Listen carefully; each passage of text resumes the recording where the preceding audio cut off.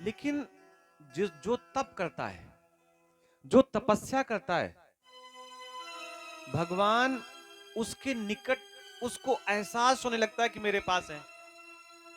भाई वैसे तो भगवान सब जगह है, लेकिन आज भगवान का जो स्थान है वो देवकी का गर्भ बन गया। समान है भगवान सब जगह, और उनका स्थान देवकी का गर्भ बन गया। परंतु घड़े आदि के भीतर बंद किए हुए दीपक का, घड़े के भीतर कोई दीपक रखा हो और अपनी विद्या दूसरे को न देने वाला, ज्ञान खल की श्रेष्ठ विद्या का प्रकाश जैसे चारों ओर नहीं फैलता, वैसे ही कंस के कारागार में बंद देवकी की भी उतनी शोभा नहीं हुई। भाई कारागार में माता देवकी बंद है, और अगर कोई देवकी माता की वंदना भी करना चाहे, वो भी कंस के कारागार में, ये क्या संभव है क्या? अरे कंस जैसे पापी क्या कौन कोई कह दे हम देवकी की वंदना करना चाहते हैं, अच्छा जो मेरी मृत्यु का कारण है उसकी तो वंदना करेगा? ऐसी बात कोई कह दे तो कंस उसके प्राण ले ले। तो अभी देवकी की उतनी शोभा नहीं है जितनी शोभा होनी चाहिए। कई त्योहार ऐसे होते हैं मटके के अंदर दीपक रखा जाता है, तो ऐसे रखने से क्या फायदा जब उसका प्रकाश ना फैले। ठीक उसी प्रकार देवकी का भी प्रकाश फैला नहीं, लेकिन जब वो अष्टमी की रात आई, काली रात आई, देखिए काली अष्टमी की रात में भी प्रकाश हो गया।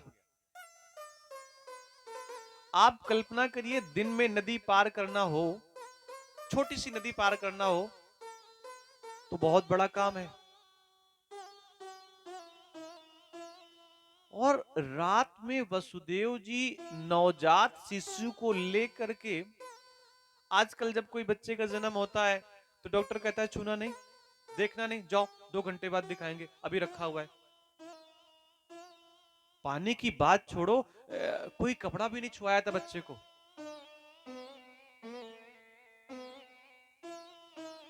और कल्पना करिए एक छोटा सा बालक, ठीक है भगवान है लेकिन लीला कर रहे हैं, एक छोटे से बालक का जन्म हुआ, बारिश जोर की हो रही है, अंधकार है, हवा का झोंका जोर का चल रहा है, मौसम भी ठीक नहीं है, और ऐसी स्थिति में सूप में लेकर के भगवान को जा रहे हैं। अब सूप में ही क्यों ले गए? क्योंकि सूप का स्वभाव है भैया गड़बड़ चीजें बाहर कर देता है और अच्छी चीजों को अपने पास रखता है, इसलिए भगवान को सूप में रख करके ले गए। रात में सोचिए, क्या ये विश्वास होगा वसुदेव जी को कि ये बालक बचेगा भी ऐसी पानी की बूंदों से? और जब वो वसुदेव जी नदी में नदी को पार कर रहे हैं, कितनी गहरी, क्या पता कहाँ गड्ढा है कहाँ। भाई ऐसा लोग कहते हैं कि नदी में पार करते समय हाथ में लकुटी होनी चाहिए, डंडा होना चाहिए, ताकि आप आगे का रास्ता समझ सकें। और यमुना जैसी जगह जहां कितने जीव जंतु होंगे। लेकिन एक बात याद रखना कि अगर कंस ने इतनी प्रकार की सुरक्षा कर रखी थी, तो कुछ लोग ऐसे भी होंगे उस कंस की सेवा में, जो सेवा तो कंस की कर रहे होंगे, अन्न तो कंस का खा रहे होंगे, लेकिन वो वहां पे सेवा में लगे होंगे इस भाव से कि हमें भगवान की सेवा करने का मौका मिलेगा। वसुदेव कोई ऐसे ही थोड़ी ना थे। अगर कंस राजा था और राजा अपनी बहन का विवाह करेगा, तो आप कल्पना करिए क्या छोटे मोटे घर में करेगा क्या? अपने समकक्ष करेगा या थोड़ा बहुत ऊपर नीचे हो सकता है? तो कंस भी अगर राजा थे तो वसुदेव जी भी कोई साधारण व्यक्ति नहीं है। आप कल्पना करिए भगवान के पिता हैं वसुदेव, और भगवान का पिता कोई ऐसे ही बन जाएगा क्या? एक बार एक महात्मा ऐसा कह रहे थे कि बहुत सारी श्रेष्ठ आत्माएं भ्रमण कर रही हैं, वो आना चाहती हैं धरती पे, वो जन्म लेना चाहती हैं, लेकिन उन्हें श्रेष्ठ माता पिता मिले तब तो वो जन्म ले। भैया ऐसे कैसे वो आ जाए धरती पे? ऐसे ही कूड़े के ढेर में थोड़ी कोई महंगी चीज मिल जाती है। सब जगह थोड़ी ना कोयले में हीरा निकलता है। अच्छी जगह पर अच्छी चीजें उत्पन्न होती हैं। सब जगह केवल कमल का ही उदाहरण नहीं दिया जा सकता कि कीचड़ में कमल खिलता है। अरे सही जगह भी खिलता है। कमल का अपना स्वभाव है कि जल का स्रोत मिल जाए तो वो खिल जाता है। और कीचड़ में इसलिए उदाहरण दिया गया क्योंकि कमल कीचड़ में खिले या पानी में खिले, कमल की पंक्तियों पत्तियों में ना तो कीचड़ लगता है ना पानी लगता है। और कमल की अगर पंखुड़ियों में पानी भी आ जाए तो पंखुड़ियां सरक जाती है, पानी गिर जाता है। जो जग में रहूं तो ऐसे रहूं जो जग में कमल का फूल रहे। संत महात्माओं के पास कोई गृहस्थ व्यक्ति बैठ जाए तो वो उनके जैसी बातें जरूर करने लगता है, लेकिन जब वो गृहस्थ चले जाते हैं तो व्यक्ति फिर अपनी झोली माला में संत महात्मा लग जाते हैं। केवल कुछ समय के लिए ही वो ऐसा सोचते हैं, मन में भाव लाते हैं कि संसारिक व्यक्ति आया है, क्योंकि उनकी भी अपनी मजबूरी है। भाई संत महात्मा गुफाओं में कंदराओं में बैठे रहते हैं, अब उनके पास अन्न कहां से आए, भोजन कहां से आए? अब ये कल्पना करिए पंडित जी कथा सुना रहे हैं, अब ये तो कथा सुना लें या खेती कर लें, व्यापार कर लें, सब कुछ संभव तो नहीं है ना एक साथ। तो आप कथा सुना सकते हैं लेकिन वो व्यवस्थाएं नहीं है, और जो भी उसमें हम नहीं जाएंगे। तो है क्या कि हम कथा सुना देते हैं, बदले में आप हमारी व्यवस्था कर देते हैं, हम कथा की व्यवस्था कर देते हैं, बस इतना ही है, और क्या है? तो नंद बाबा के यहां भगवान को वो छोड़ आए। देखिए कितना बड़ा हृदय होगा वसुदेव जी का, उनको पता था ये भगवान है, और वो ये भी जानते होंगे कि इन्हें कोई मार नहीं सकता, और फिर भी उन्होंने ये सब जान करके भी अपने बेटे को कहां छोड़ दिया? यमुना के पार, अपने मित्र के यहां। अरे अभी नया नया बालक जन्म हुआ है और उसको मित्र क्या कौन दे आएगा? कल्पना करिए। लेकिन वसुदेव भगवान के पिता है,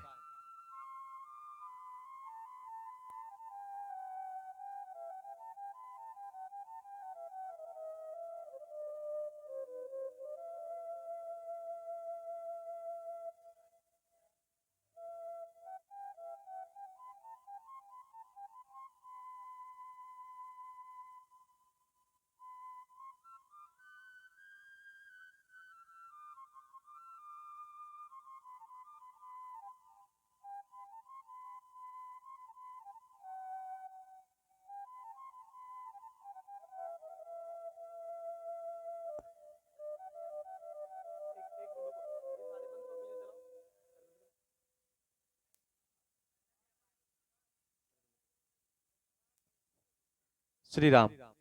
हरिओम हरिओम हरिओम हरिओम हरिओम हरिओम।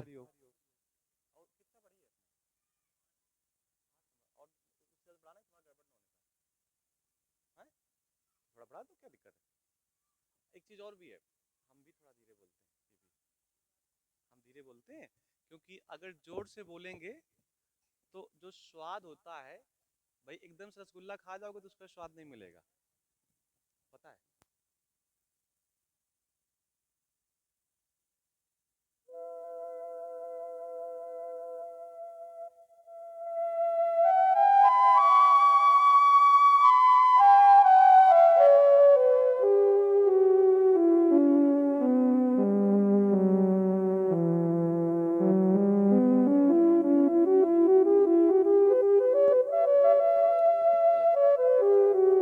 तो इसलिए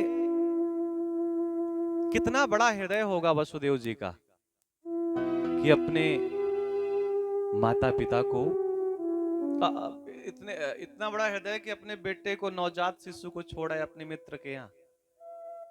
अरे आजकल 10 साल के बच्चे कोई मित्र के यहाँ नहीं छोड़ता, एक छोटे से बालक को भगवान को छोड़ा है। किस लिए? ताकि समाज का कल्याण हो। क्योंकि वसुदेव जी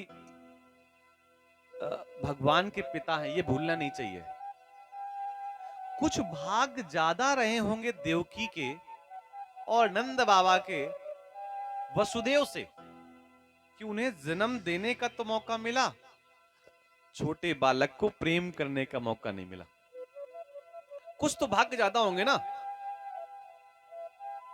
वो अपने, उनकी चर्चा है, उस पर हम नहीं जाएंगे। प्रातः काल और माया को उठा लाए। माया क्या है? माया का मतलब जो है नहीं, जो केवल दिख रही है, जिसे छुओ तो छूट जाए, पकड़ नहीं सकते। जल की बूंदों को आप पकड़ नहीं सकते। हवा को गुब्बारे में तो भर सकते हैं, कितनी देर तक के लिए? सांस लेकर के छाते, फेफड़ों में हवा को इकट्ठा कर सकते हैं, कितनी देर के लिए? माया को ले आए।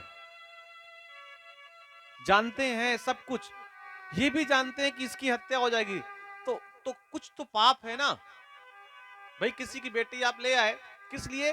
कि हमारा बेटा बच जाए। इन सब चीजों को जानते हुए भी वसुदेव जी ने सारा कृत्य किया। उधर सुबह जब जगे सब लोग, तो ऐसा कहते हैं 75 साल की उम्र है नंद बाबा की और यशोदा माता की। और जब उनके यहां बेटा हुआ, लाला हुआ, तो भैया प्रसन्नता का अंबार फूट गया, और फूटना भी चाहिए। और ये विश्वास है यशोदेव और यशोदेव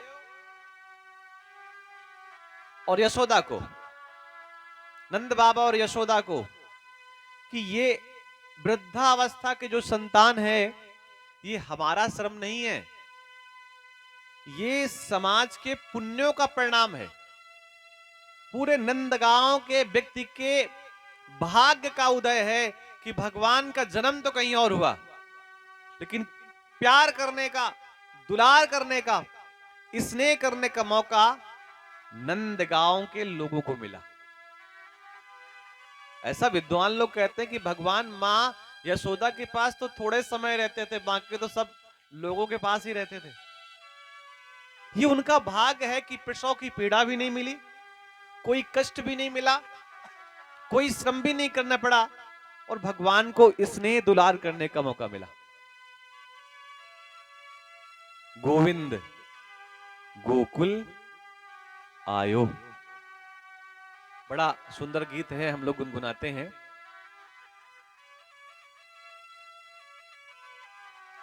और सभी लोग गाइए।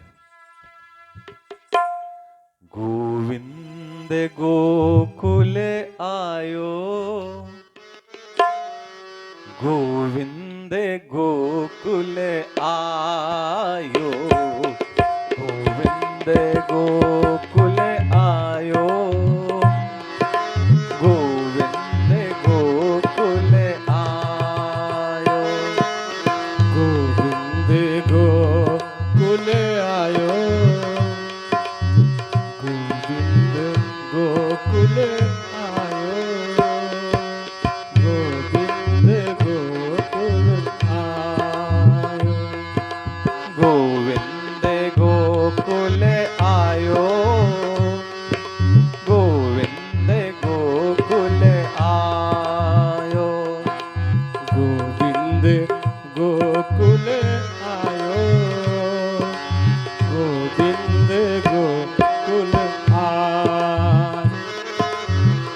नंद भवन में नौबत बाजे, नंद भवन में 9 बजे बाजे, मंगल बोध बधायो जी आयो, गोविंद गोकुल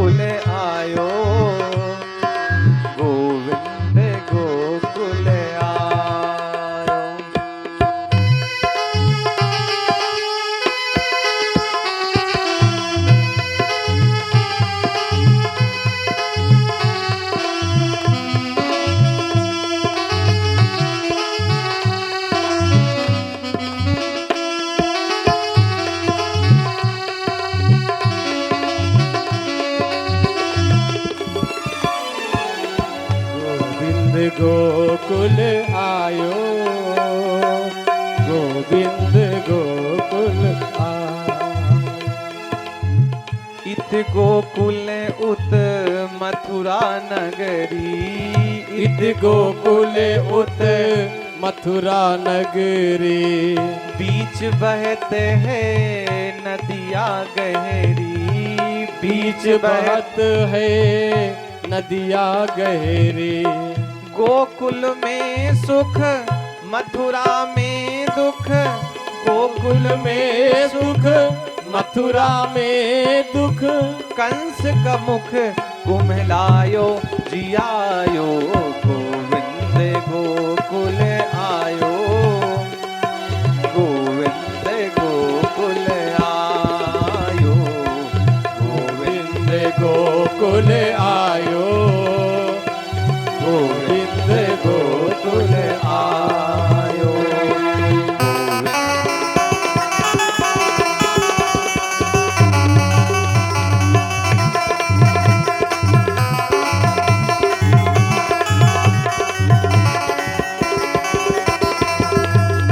गोविंद गोकुल आयो, गोविंद गोकुल आयो, गोविंद गोकुल आयो, गोविंद गोकुल आयो। आयुः श्रियं यशो धर्मं लोकानाशिवेव च, हन्ति श्रेयांसि सर्वाणि पुंसो मयि दतिक्रमः। सुखदेव भगवान कह रहे हैं परीक्षित, जो लोग महान संत पुरुषों का अनादर करते हैं, जो लोग यहां पर किसकी बात कही गई? कंस की। वसुदेव जी हैं गृहस्थ, लेकिन संत हैं। गृहस्थ का मतलब ये नहीं कि आप संत नहीं हो सकते, उस संत का मतलब ये नहीं गृहस्थ हो सकते हैं। अरे कई ऐसे उदाहरण आपको मिल जाएंगे कि आप हंसते हंसते झूमते रहेंगे। आप जाइए वृंदावन में और कहीं पर बहुत हल्ला हो रहा हो और किसी से पूछो भैया कहां शोर हो रहा है, तो पता है लोग क्या कहेंगे? मौनी बाबा के यहाँ। अब बाबा जी का नाम क्या है माता जी? मौनी बाबा। हो क्या रहा है? हल्ला। मौनी बाबा के हल्ला हो रहा है। किसी से पूछो ये संतान किसके हैं? अरे बोले ये तो महात्मा की हैं, जिन्होंने जीवन भर ये संकल्प लिया है कि हमारी कोई संतान नहीं होगी। तो ये इस प्रकार की चीजें हो जाती है। वसुदेव जी संत हैं और कंस ने वसुदेव जी का अपमान किया है। संत का अपमान किया, उसका परिणाम सुखदेव कहते हैं कि ऐसे व्यक्ति की आयु कम हो जाती है। देखिए भगवान ने 11 साल की उम्र में कंस का उद्धार किया, आयु कम हो गई ना। लक्ष्मी कम हो जाती है। अरे जब आयु ही नहीं बची तो लक्ष्मी किस बात की? अपमान करने से कीर्ति नष्ट होती है, धर्म चला जाता है, लोक परलोक सब बिगड़ जाता है। देखिए वैसे तो भगवान ने जिसका उद्धार किया, भगवान किसी का वध नहीं करते। वध और उद्धार में फर्क है। जब शिव करते हैं तो वध करते हैं, दुर्गा करती हैं, चंडी करती हैं तो वध करती हैं। वध करने में मौका नहीं मिलता। वध करते समय कोई चांस नहीं दिया जाता, समय नहीं दिया था सुधरने का, बचने का मौका नहीं मिलता। आप सब लोग सनातन धर्म को और कथा प्रेमी हैं। जब दुर्गा अपनी खड्ग चलाती हैं तो वो फिर ये नहीं कहती कि मैं तुझे छोड़ दूंगी, फिर वो चलता ही है खड्ग। लेकिन भगवान के यहां बार बार मौका मिलता है। अब कैसे मौका मिला? रामचरितमानस में आइए। रावण जब माता सीता का हरण ले गया तो पहले राम जी ने हनुमान जी को भेजा कि शायद सुधर जाए। फिर अंगद को भेजा शायद सुधर जाए। और फिर एक खत भेजा, मतलब ये बात संदेश भेजा कि हमें सीता वापस कर दो, हमें तुमसे कुछ नहीं चाहिए। सुधरने का मौका राम जी के यहां बार बार मिलता है, लेकिन शिव जी के यहां नहीं मिलता है। शिव जी या तो कुछ बोलते नहीं, और जब महादेव को कष्ट आता है तो वो छोड़ते नहीं। दुर्गा को कभी भी आप देखना, जगदम्बा का हाथ ऐसे होगा, दुर्गा का हाथ ऐसे होगा, तो नंगी तलवार होगी, वो अंदर तलवार नहीं होगी। और राम जी का चित्र देखेंगे तो धनुष बाण पीछे छुपे होंगे, धनुष आगे होगा, बाण पीछे छुपे होंगे। ऐसा नहीं कि धनुष बाण लिए घूम रहे हो राम जी। राम जी के यहां मौका मिलता है सुधरने का, और राम जी वध नहीं करते, उद्धार करते हैं। जब कृष्ण मां यशोदा के गर्भ में आए तो बड़े बड़े देवता उस गर्भ की परिक्रमा करके चले गए। बड़े बड़े ऋषि मुनियों ने उस गर्भ की प्रार्थना की कि इस गर्भ में भगवान का प्राकट हो रहा है। फिर वही बात पुरानी 2 दिन से जो हम कह रहे हैं कि जब गर्भ में बालक हो तो वेद ध्वनि कानों में गूंजनी चाहिए, स्तुतियां, प्रार्थना, पूजा पाठ, ये सब चलना चाहिए। तब जाके दिव्य संतान, तेजवान संतान, गुणवान संतान प्राप्त होती है। अन्यथा गोद में कई बार ऐसा कूड़ा करकट आ जाता है कि कहने को तो लोग अपनी संतान बताते हैं, लेकिन कई बार शर्मिंदगी का भी अनुभव हो जाता है। तो उदर में बालक आ जाए तो रामचरितमानस का पाठ हो, भागवत का पाठ हो, भगवान के कीर्तन हो, सुबह शाम 2, 4, 5 मिनट मिलकर बैठ करके ध्यान से भगवान की स्तुति की जाए।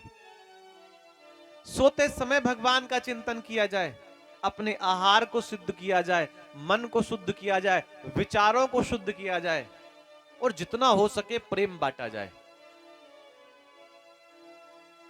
विज्ञान कहता है भागवत कथा से संबंधित, अगर किसी को आप जल पिलाएंगे भैया, तो वो जल आपके पेट में 24 घंटे तक रहेगा। जल पिलाएंगे तो आपके पेट में 24 घंटे तक रहेगा। भोजन कराएंगे तो 3 दिन रहेगा। लेकिन भागवत कथा या भगवत चर्चा करवा देंगे, या कुछ भैया ऐसी बात सुना देंगे जो भागवत में लिखी हो, गीता में लिखी हो, पुराण में लिखी हो, संत महात्मा कोई बात कहते हो, वो अगर आपके कान के माध्यम से हृदय पर चली जाए तो वो 1 दिन नहीं, 3 दिन नहीं, जीवन भर आपके हृदय पर बनी रहेगी। इसलिए बार बार नित्य निरंतर सत्संग करने की बात कही जाती है। गोकुल में सब जगह उत्सव मनाया जा रहा है, और भैया उत्सव सब जगह होना चाहिए। तत् आरंभ नंदस्य ब्रजः सर्व समृद्धिवान। जब भगवान आए तो ब्रज का प्रत्येक व्यक्ति समृद्धिवान बन गया। जब भगवान ब्रज में आए तो वहां के भिखारी अन्नदान करने लगे। संत महात्माओं की बात क्या किया जाए, भिक्षुक जो कहीं से 4 घरों से 5 घरों से अन्न मांग करके लाते थे, वो लुटा रहे हैं। अरे आज भगवान हमारे द्वार में आए हैं, जाने दो जो जा रहा है हाथ से। हरे निवासात्म गुणे रमा क्रीडम भू नृपा। रमा पता है किसे कहते हैं?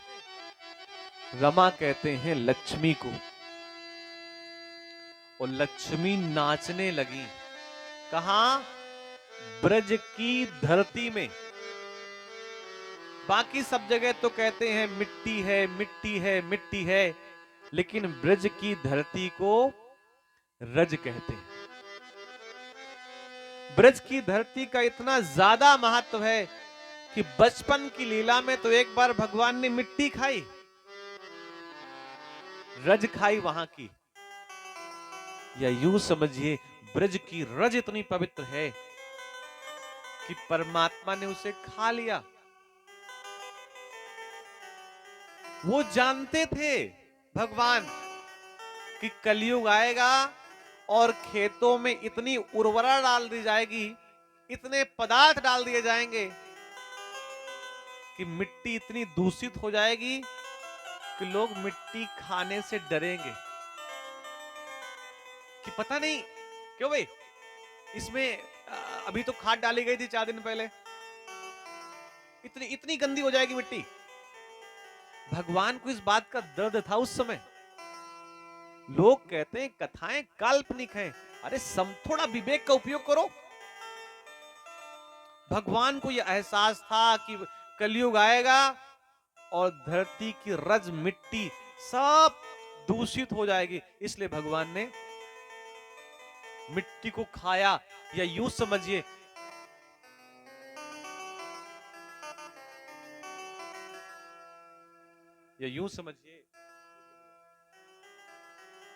कि उन्होंने मिट्टी को खा करके ये बताने का प्रयास किया कि भैया मिट्टी ऐसी हो कि उसे कभी भी खाया जा सके, इतनी पवित्र तो रहे। रमा कीड़म भू नरपू, लक्ष्मी वहां की धरती पर क्रीड़ा करने लगी। क्रीड़ा का मतलब समझते हैं? खेलना।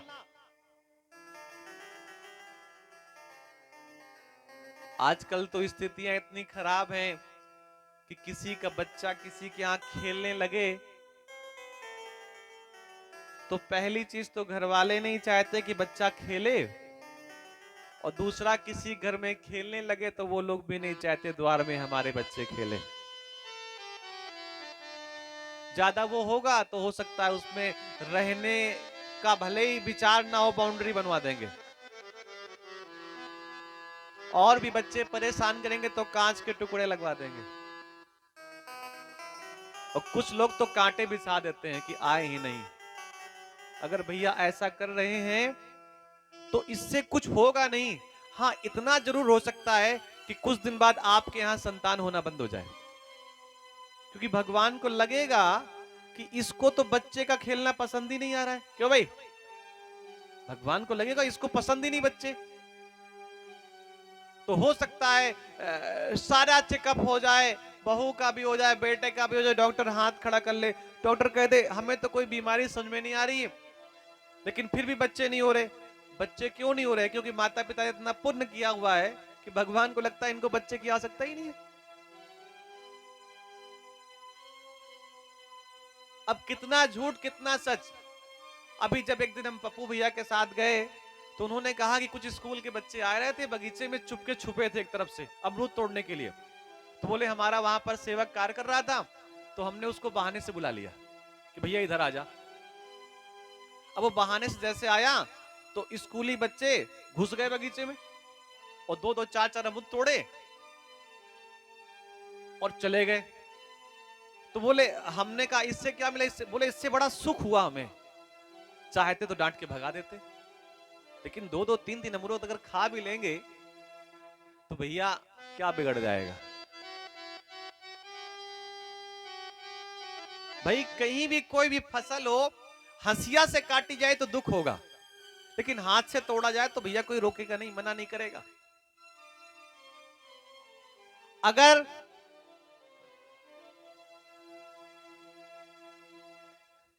दुई कथा के बाद माता जी आ पाएगा इतना बड़ा, जब बढ़िया दक्षिणा होगी। हाँ बढ़िया है, प्रसाद बढ़िया है। बोलिए वृंदावन बिहारी लाल की जय हो। एक जगह तो माता जी इसको पकड़ के उठती थी, तो बोले हमने कहा इसको ना पकड़ो, अरे